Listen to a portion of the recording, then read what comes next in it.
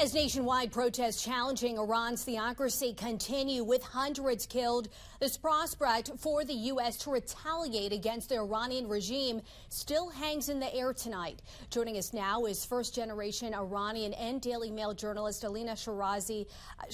Thank you so much for being here and, of course, to share your personal perspective.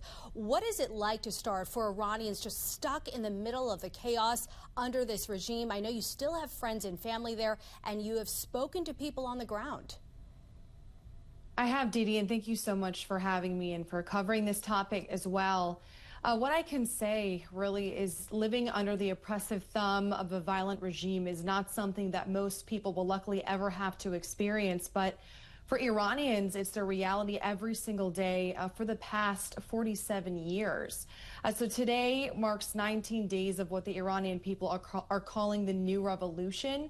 And at this point, the regime's bloodbath has made a lot of people retreat back into their homes.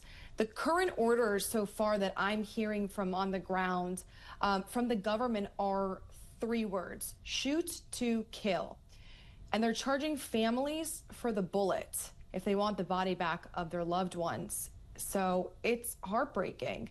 And a lot of the Iranians that I've been able to speak with, despite this countrywide blackout, who have been able to connect to internet for just a few moments and then disappear. Iranians telling me that they open their doors now to the smell of tear gas and gunpowder.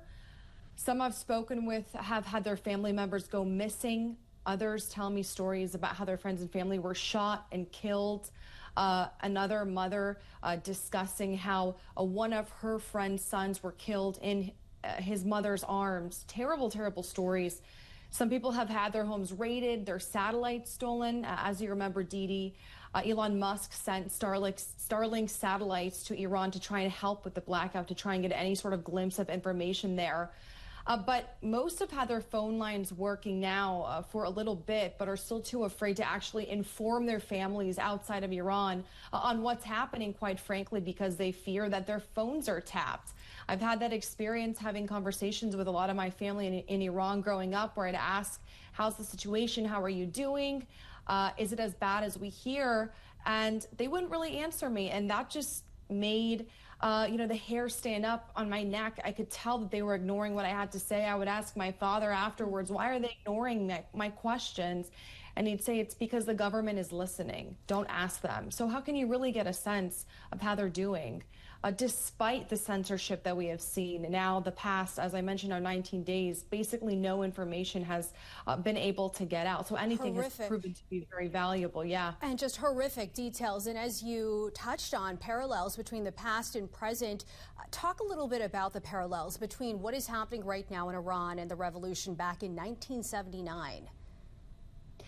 You know, it's a similar kind of setup. There are a lot of people on the streets protesting for their rights, but it's quite different now in a sense where we have seen Iranians really just reject the government as a whole. When the Shah was in the country in 1979, it was a one-man government, and it was easier to overthrow the government in that sense. Now you have an Iranian government that has a vast web of proxies. We have Hezbollah, we have Hamas, we have the Houthis. What we have seen, though, over the past few days, it's quite clear that Iranians, they are not afraid to die for their freedoms. That is something that we hadn't really seen in the past few years. We've seen a snowballing since the Woman Life Movement Freedom with Mahsa Amini. We have seen a lot of women and children take to the streets as well. But it seems that this protest and these, really how people are feeling, their emotions, their willingness to die, everything has reached a fever pitch right now in the country. Alina Shirazi, well, we appreciate you coming on and sharing your personal story. Keep us posted on the situation from the ground. Absolutely, will do. Thank you, Didi.